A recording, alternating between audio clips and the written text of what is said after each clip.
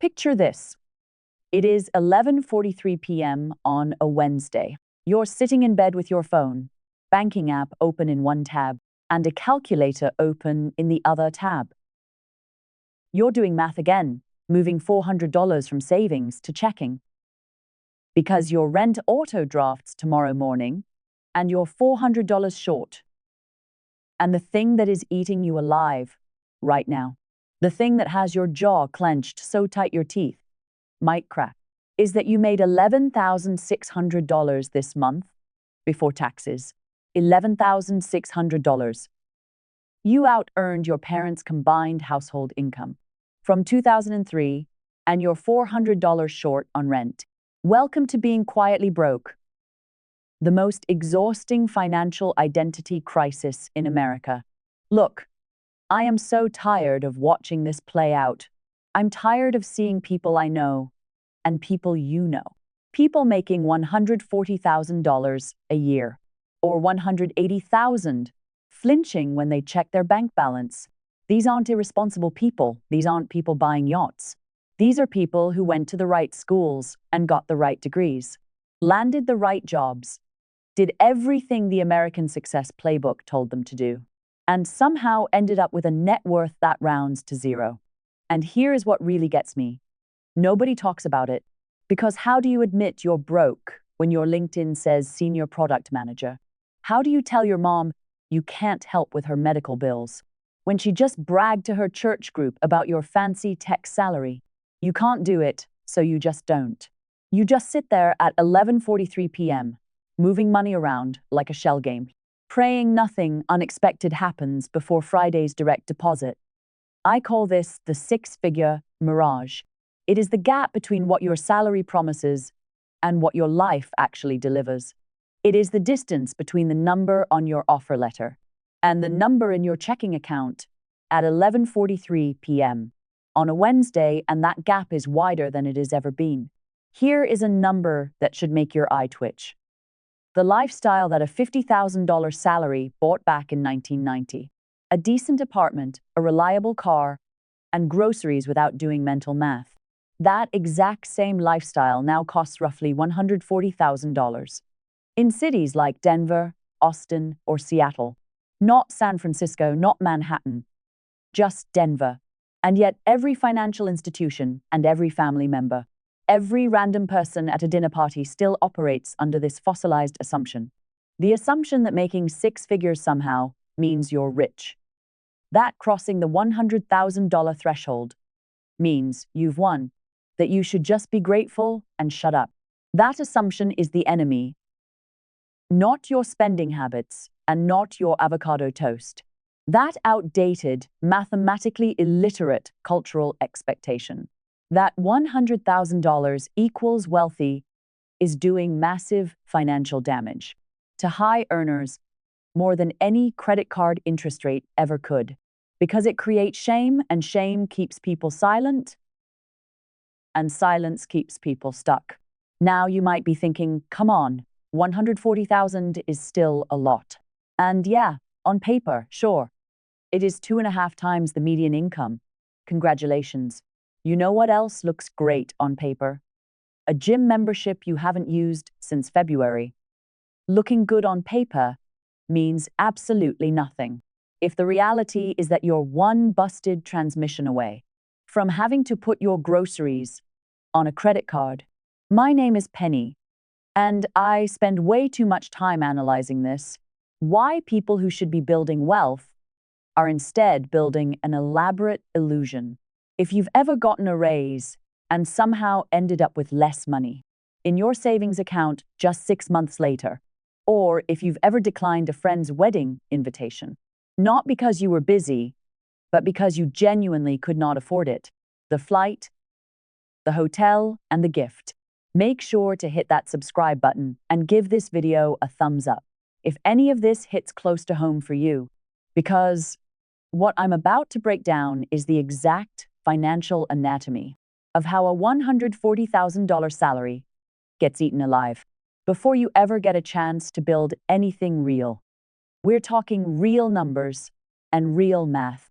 The stuff your HR department will never put on that glossy compensation slide. And honestly, it is going to make you angry, and good, you should be angry. Because the math has been working against you this entire time. And nobody even bothered to show you the receipt. Now, let's tear apart the lies. The beautiful, comforting, socially acceptable lies that keep you broke while feeling successful. Lie number one, 6 figures means you made it. This is the granddaddy of all financial delusions. Your parents said it, and your guidance counselor said it. Every motivational poster in every career center implied it. Break $100,000 and you're golden. You're set, and you've completely won the game. That talking point was written back in 1985, when a 3-bedroom house in a decent suburb cost $89,000, and a gallon of gas was just $1.12. We're not in 1985 anymore, but the script never got updated. So now you've got 34-year-olds in Denver clearing $140,000, high-fiving themselves at happy hour, while their checking account has $347 in it. On the 28th of the month, the 6-figure finish line was moved and nobody sent the memo.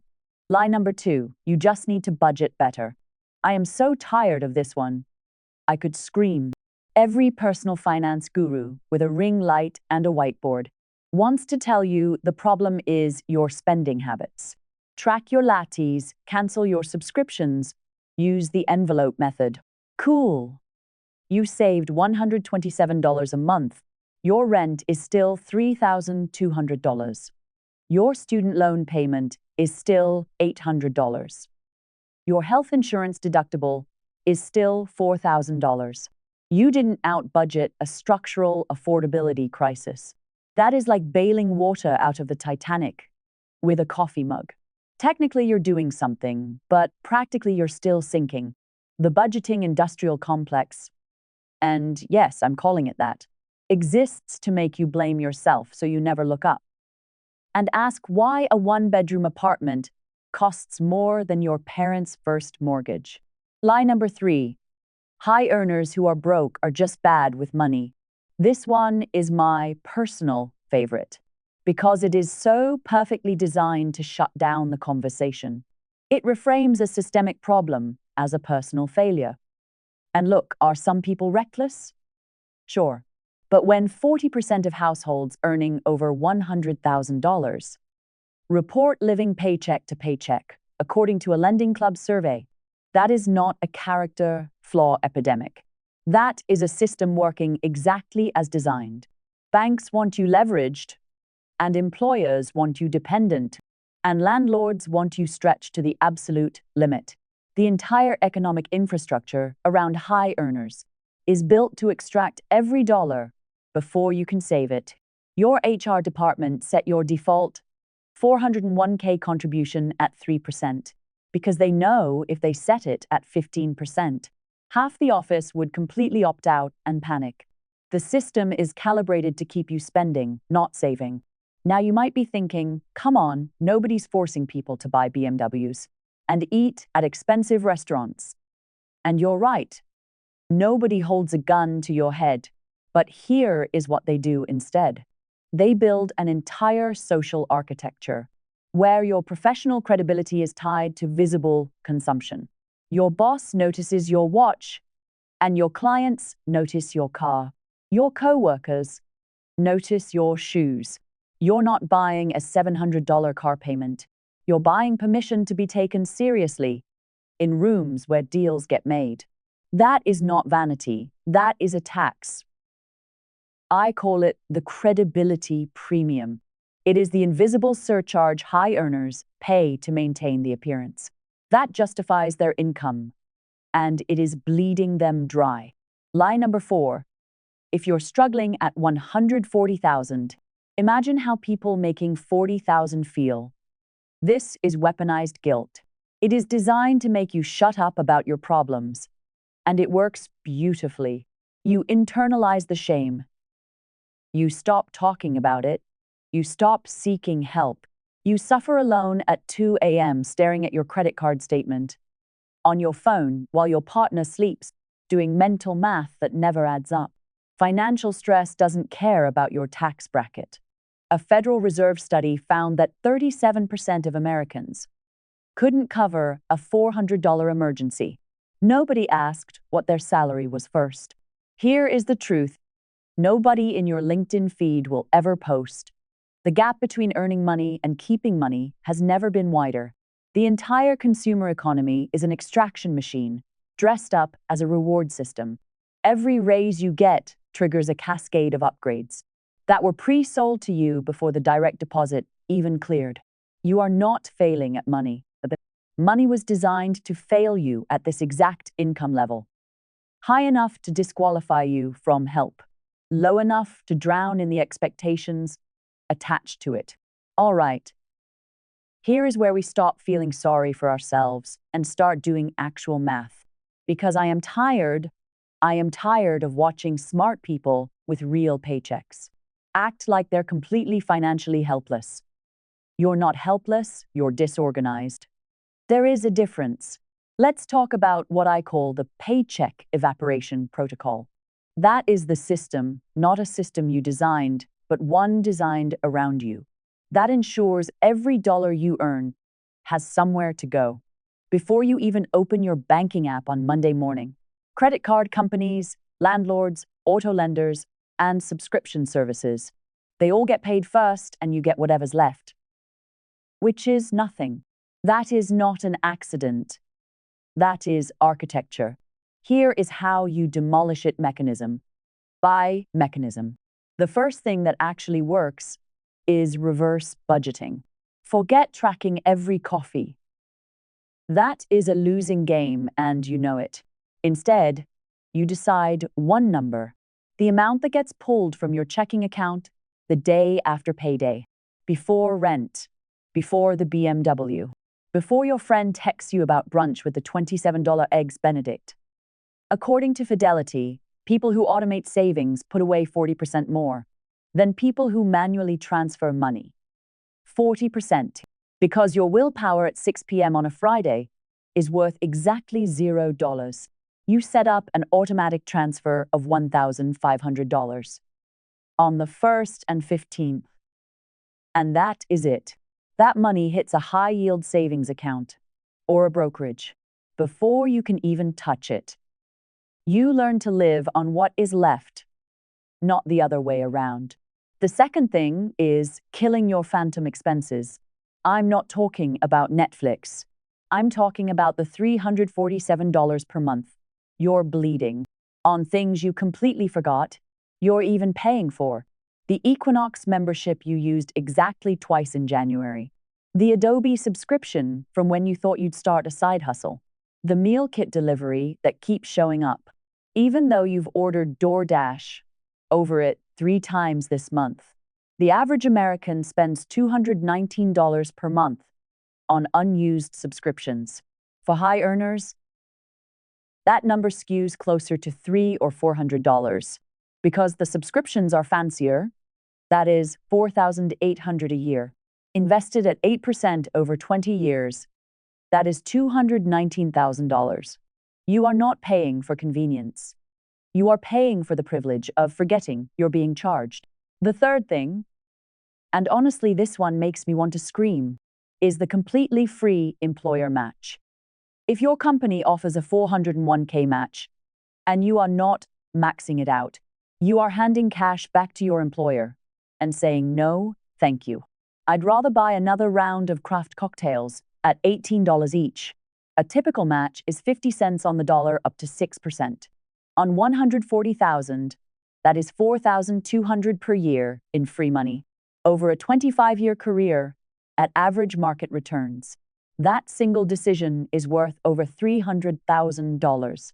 $300,000 just completely gone because you couldn't figure out how to live on $400 less per paycheck. That is not a financial problem. That is a math allergy. Now you might be thinking, okay, Penny, I literally cannot cut that much. My expenses are real, and look, I completely get it. Some of them are rent is real, and student loans are real. But that $700 car payment, that is a choice. That $800 monthly food bill because you're too exhausted to boil pasta, that is a systems failure, not a cooking failure. Meal prep for 1 week costs roughly $60 to $80 in groceries. That is $320 per month versus $800. The difference is $480. That $480 invested monthly at 7% for 30 years becomes $580,000. $580,000. That is the price of being too tired to cook. That is what exhaustion actually costs. When credit card companies are the ones collecting on your fatigue, here is the real talk. The paycheck evaporation protocol works because it bets on your laziness.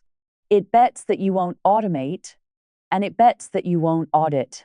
It bets that you'll keep scrolling past your bank statements, the same way you scroll past terms of service agreements. Every financial product in your life was designed by someone whose year-end bonus depends on you staying exactly this confused. So the play is simple: automate first and audit second, and stop volunteering your future to pay for a present. That isn't even making you happy. You're not broke because $140,000 isn't enough. You're broke because every system around you was calibrated to make sure it isn't. Here is what keeps me up at night about everything we just talked about. And I'm exhausted even saying this, but somebody has to. You sat through the math and you saw the mechanisms. You watched me peel back every layer of this thing.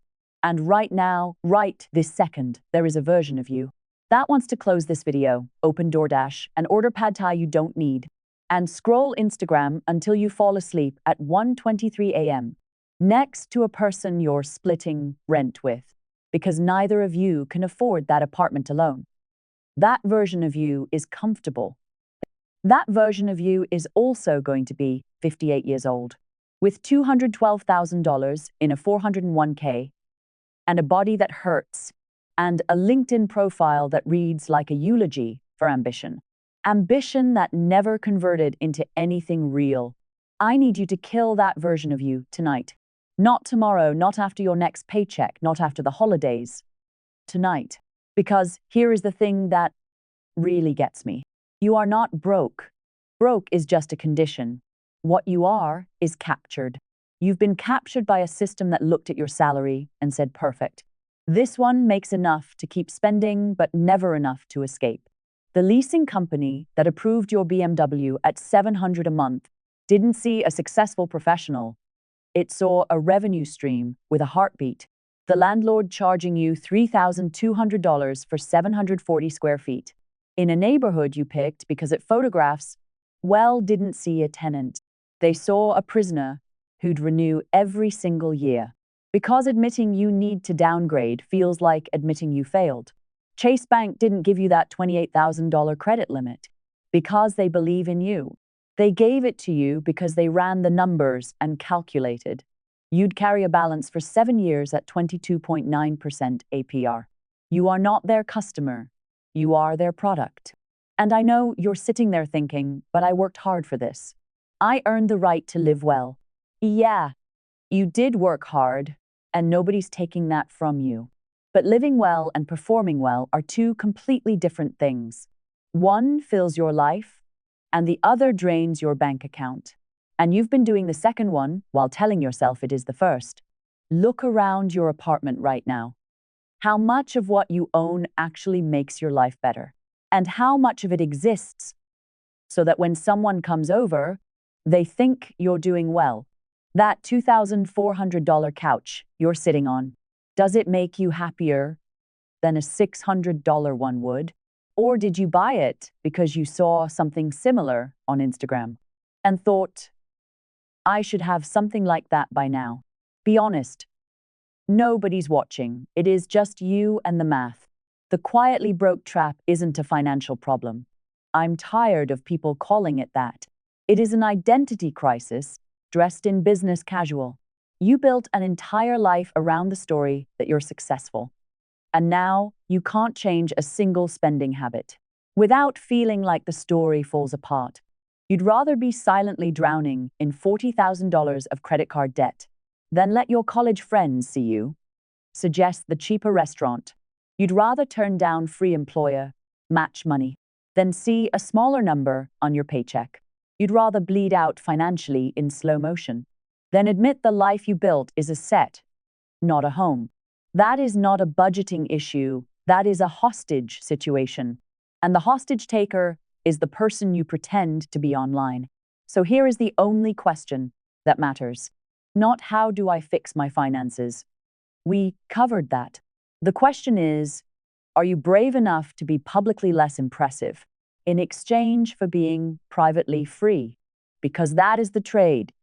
That is the entire trade. A slightly less photogenic life for the ability to sleep at night, without your chest tightening at 3:47 a.m. when you accidentally think about your savings balance. Most of you won't make that trade. I know that. The system knows that too, and it is counting on it. Every algorithm, every ad, every treat yourself notification on your phone is a bet that you'll choose the performance over the freedom. And statistically, that bet pays off beautifully for them. But some of you, maybe 5% watching this, are going to hear this and feel something crack, something behind the carefully maintained exterior. And that crack is where the light gets in, or where the whole facade finally collapses. Either way, it is the beginning of something honest. You didn't earn $140,000 a year to be somebody else's revenue model. Stop performing wealth and start building it. Or don't. The system will be perfectly happy either way. If this changed how you see that salary number on your offer letter, hit that like button and subscribe. I'll see you in the next one.